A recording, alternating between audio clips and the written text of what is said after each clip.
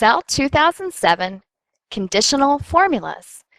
Here we are going to take advantage of if logic. There are if formulas that are built right into the program. They've been here in Excel for years and years and years. They're in other spreadsheet packages as well. But Microsoft wants you to understand how these work if you plan on taking that certification exam. Why does Microsoft think it's so important? Well, it really does aid the business flow and decision making. You can now test items that exist in a cell, and depending on what exists in that cell, in other words, whether it's true or false, other actions can be taken.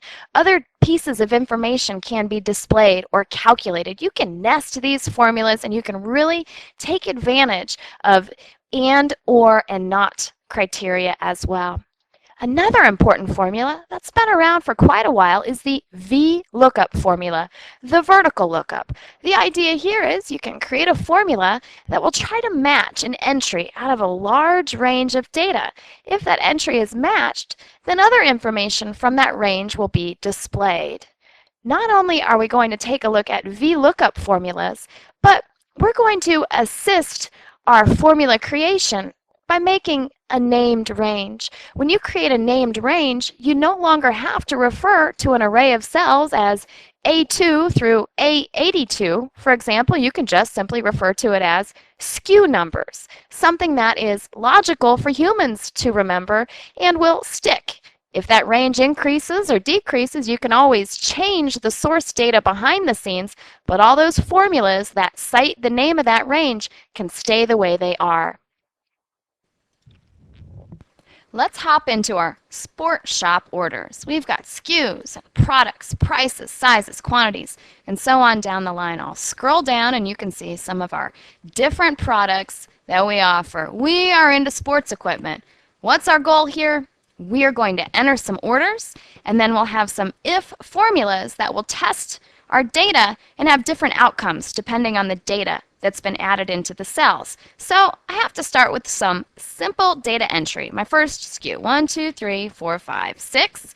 The product is a batting glove. The size is small. The price is $10. The quantity is 5. And the total is just simply going to be the price times, we use an asterisk for multiplication, the quantity, enter. There's our total.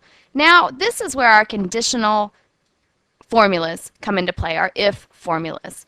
Okay, discount prices. If they have a certain amount of criteria here, we're going to give them a discount. With the notes, guess what? It turns out that we're out of stock on our large sizes. So if they've ordered a large, we're going to say, sorry, we're out of stock. If they've ordered anything else, we'll say, hey, thanks for your business. We appreciate it. This is the task for our very first if statement. Let's go grab the if formula. On the formulas ribbon, we can go to the insert function, and we want the if statement here. Of course, we can go to all. We can locate it there as well, but it's right here at the top. What's our logical test? Well, our logical test is whether or not cell C5 has small or has large actually in there. So our function argument, we could have typed it in, equals, and we want to test for actually an L. If cell C5 has an L, and that's case insensitive, it can be lowercase as well. What happens if it's true? If it's true, we want to say, sorry, we are out of stock. If it's false, we want to say, thanks for your order. And I'm putting the text within quotes. When I choose OK, it says, hey, thanks for your order. I'd actually like to put a period there so that we have nice grammar. Thanks for your order. Let's test it out. Let's change the size to large. Now our test has come up true. C5 equals L. Notice it doesn't matter if it's lowercase, uppercase, but the test is true. Anything other than large is going to say thanks for your order. If it says large, sorry, we're out of stock. That's our very first if statement. And this is what the syntax looks like here. Equal sign if, the test. if the test comes out true, comma, if the test comes out false, all surrounded by parentheses. Just for kicks, let's type it in from scratch.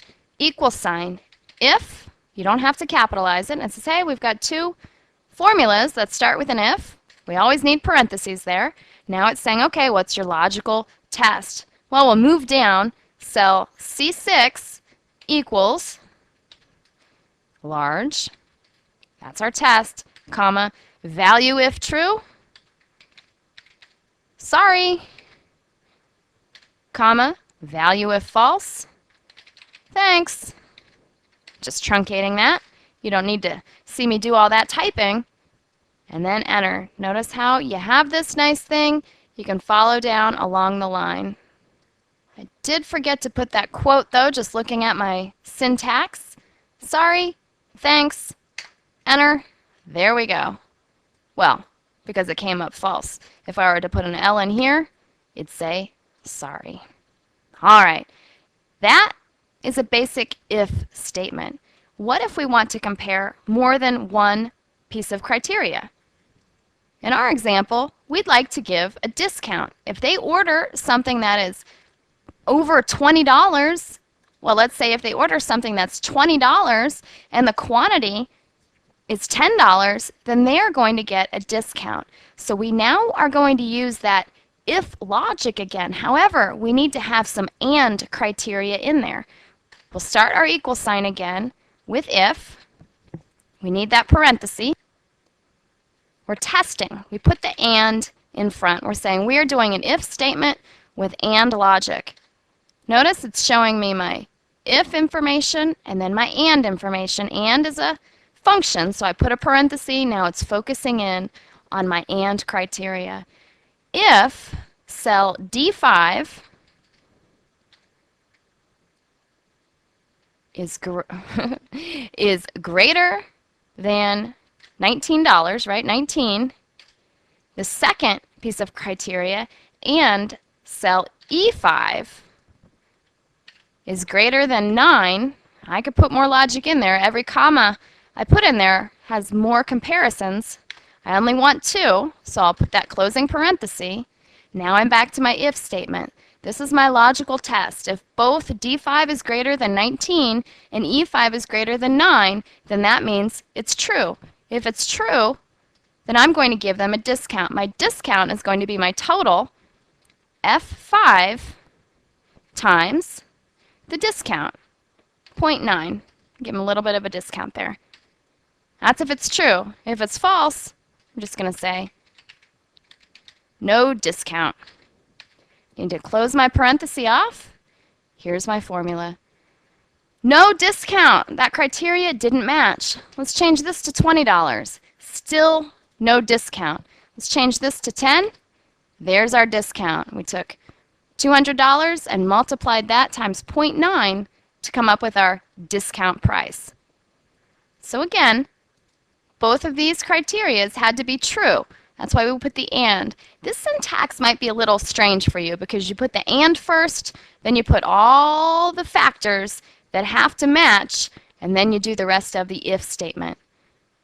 Of course, this could also be an or criteria or a not criteria. So if it was anything but 19 and 9, then the true would happen. So I'm going to put or in here. Now either one of these has to be true. So I can put that price down to 10, well 12. I still get my discount. The discount changed because it's a formula, 120 times 0.9. And if I change my quantity to 5, no discount applies. Or just means one of these has to be true. All right. All right, very good. So that is the if with the and, the if with the or. Again, if I put a not in here, it'll just be the opposite. Well, all that typing was, well, a bit overwhelming. I'm going to set up a vertical lookup so that I simply have to type in the SKU, and then the system will vertically look for the SKU, find the reference across here, and display that in the cell where the item is. So I'm going to create a formula here in cell B6. That's a VLOOKUP, a vertical lookup.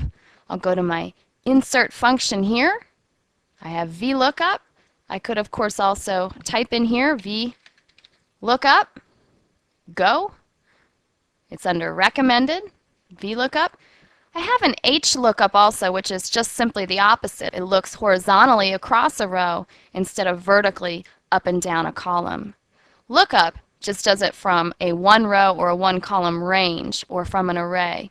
It's for backward compatibility for older versions of Excel or other spreadsheet items. So we'll go with VLOOKUP.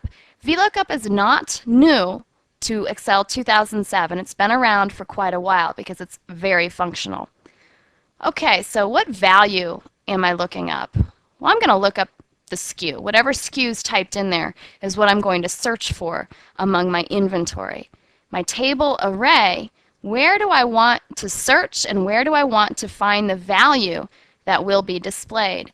I want to look through all my SKUs, certainly, but I also want to take advantage of the fact that I can have data from this array displayed in my order, and I might want to use this for my products, my prices, and my sizes.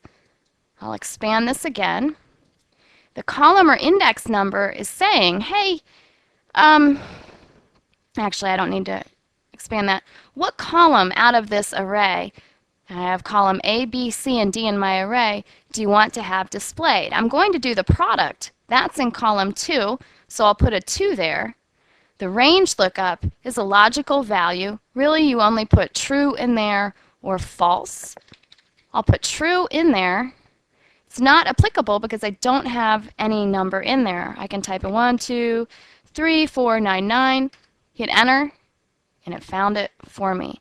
So it did a vertical lookup. It actually looked for this SKU.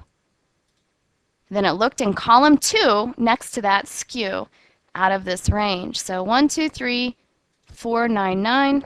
I do a Control C. Now I can do a Control F to find that. Find what? Okay, let's see if that was true. Tennis racket, and by the way, it's a $45 adult tennis racket. All right, so that was great. That was great. Let's copy this formula over and see how it works. It didn't work, right? Because it did a relative reference. So because it did a relative reference, it simply moved everything over a column. We want this to stick as A6. We're still comparing A6. Our inventory range should remain the same, and no longer do we want to look in column 2. So I'm going to press Escape here. I'm actually going to delete these, and let's modify this formula. A6. All right. A6? Yeah, let's keep with A6. I can put F4 to make sure that we're always sticking with A6. That's an absolute reference. The inventory, A2 to D2. D82, excuse me. We always want that to be the same. So I can put dollar signs around that. We do want that column to change because sometimes we'll want to see the data that's in column 3 and column 4. So I'll press enter. Now what happens when I copy this over is close except for size. Let's check this out, and I want to freeze my panes. I want to freeze my top row so I can always scroll. Notice how my price comes before size. So price is column 3 and size is column 4, or size is D. So my size shouldn't be 2, it should be 3. That worked. And my price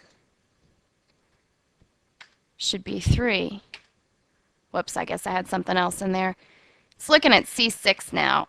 Oh, I didn't have a parenthesis around both of those. I want this to be looking still in A6. I could just type a dollar sign in front of that. All right. A6 within this range.